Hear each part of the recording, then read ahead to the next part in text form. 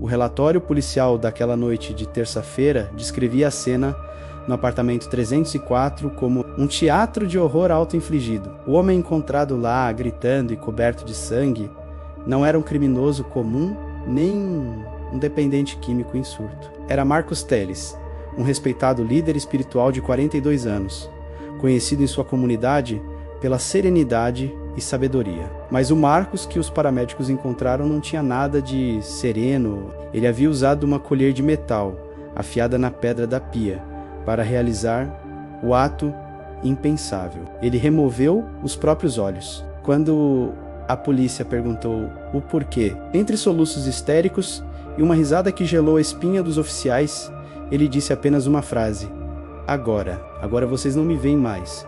Ele estava errado, tragicamente errado. E a prova disso veio horas depois, no hospital. Mesmo sem os globos oculares, cegado pela própria mão, Marcus Telles começou a apontar para os cantos vazios do quarto da UTI, descrevendo com precisão aterrorizante as coisas que estavam penduradas no teto, esperando por ele. Esta é a história de um homem que pediu para ver a verdade e descobriu que algumas verdades são insuportáveis para a mente humana. Marcus Telles não era um homem mau, ele era um homem sedento. Durante anos, ele guiou outros em suas jornadas espirituais.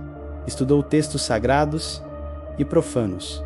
Meditou por horas. Mas ele sentia que havia um véu. Ele ouvia falar do mundo espiritual, sentia suas vibrações, mas não o via. Para ele, era como ser um crítico de arte cego. Essa frustração se tornou obsessão quando ele completou 42 anos. Ele sentia que o tempo estava passando e ele continuava na superfície do oceano do desconhecido. Foi essa sede que o levou a desenterrar um ritual que não estava nos livros que ele compartilhava com seus seguidores. Era algo antigo, visceral, que exigia isolamento e uma vontade de ferro.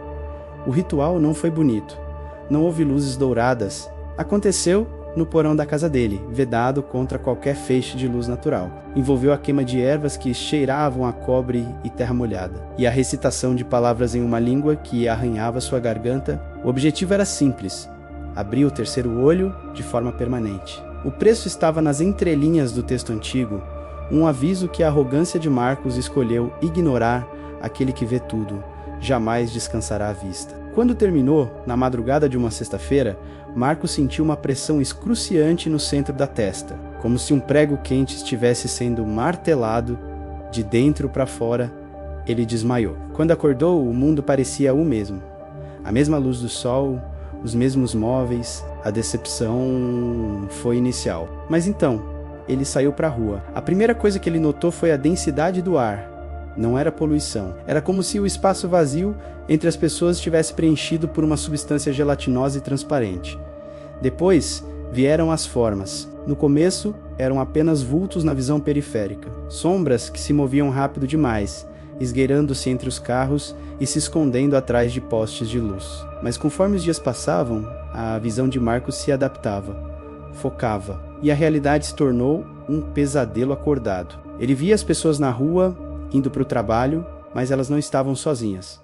Havia coisas grudadas nelas. Na mulher estressada no ponto de ônibus, uma criatura cinzenta, semelhante a um carrapato gigante e translúcido, estava acoplada à sua nuca, pulsando lentamente. No homem que gritava no trânsito, uma sombra vermelha e espinhosa sussurrava em seu ouvido, alimentando a raiva. Ele via os perdidos, entidades que vagavam sem rumo, com rostos borrados, repetindo ações mecânicas de suas vidas passadas. Ele viu uma criança, que parecia ter não mais de 6 anos, parada no meio de um cruzamento movimentado, olhando fixamente para o nada, com os olhos negros e vazios enquanto os carros passavam através dela. Marcus tentou manter a normalidade. Ele ia ao seu centro espírita, mas era impossível concentrar. Como ele poderia falar de paz e luz quando via, no canto do salão, uma figura alta e magra, com dedos longos demais, observando a congregação com uma fome antiga? O mundo espiritual não era um lugar de anjos e guias sábios. Era uma selva superlotada, cheia de parasitas e predadores. E Marcus era o único com uma lanterna acesa. O verdadeiro terror não começou quando Marcus viu as entidades. Começou quando elas perceberam que ele as via. Foi numa noite de insônia, cerca de 3 semanas após o ritual. Marcus estava deitado, olhando para o teto, tentando ignorar as formas que rastejavam no lustre. De repente, o quarto ficou em silêncio absoluto, os ruídos da rua cessaram. Uma das sombras, que estava parada perto do guarda-roupa, não se moveu como as outras. Ela parou e, lentamente, virou o que deveria ser sua cabeça na direção de Marcos. Não havia olhos, apenas um vazio, mas Marcos sentiu o peso daquele olhar. Foi como ser despido. A entidade sabia, a partir daquela noite, a vida de Marcos Teles acabou. Elas começaram a se aproximar, não eram mais observadores passivos, elas queriam interagir com um único humano que validava sua existência. Quando ele tentava dormir, sentia dedos frios e úmidos acariciando seus pés. Se ele fechava os olhos, a escuridão interna era preenchida por rostos grotescos que gritavam em silêncio. O aviso do ritual fazia sentido agora, jamais fechar os olhos em paz. Eles começaram a falar, não com vozes físicas, mas com pensamentos intrusivos que não eram dele. Ele nos vê. Uma voz sibilava. Toca nele, vê se ele é quente. Outra respondia, Marcos parou de sair de casa, parou de comer. Ele vivia em um estado de terror constante, cercado por uma plateia invisível que zombava dele, o tocava e o impedia de descansar. Em um mês, o líder espiritual sereno se transformou em um homem trêmulo, com olheiras profundas e um olhar alucinado. Ele entendeu a lógica perversa do pacto. Ele pediu para ver e o universo lhe deu a visão, mas retirou a pálpebra da sua alma. Ele não podia desver. A mente humana tem um limite para o terror. Naquela terça-feira fatídica, Marcos atingiu o seu. Ele não dormia há 5 dias.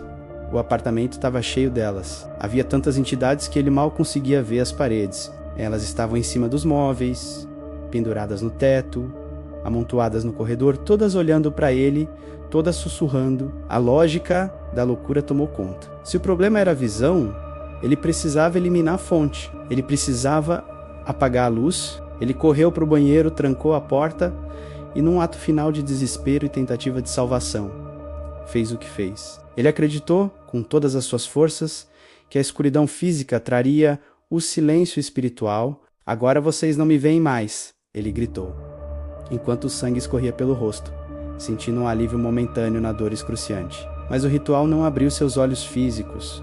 Ele abriu a visão da alma. E para essa visão, não há cegueira que resolva. No hospital, contido e sedado, Marcos acordou na escuridão total.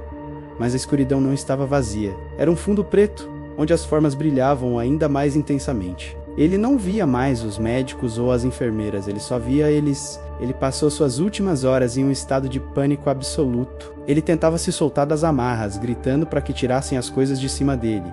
Eles estão no teto? Tem um enorme. Ele está sorrindo. Tirem ele de cima de mim. Ele berrava, seus globos oculares vazios voltados para cima. Marcos Teles morreu de parada cardíaca 48 horas depois. O corpo não aguentou o terror da mente. Ele morreu cego para o nosso mundo, mas vendo com clareza aterrorizante o pesadelo que ele mesmo convidou para entrar. Ele queria ver além, e seu desejo foi atendido até o último segundo.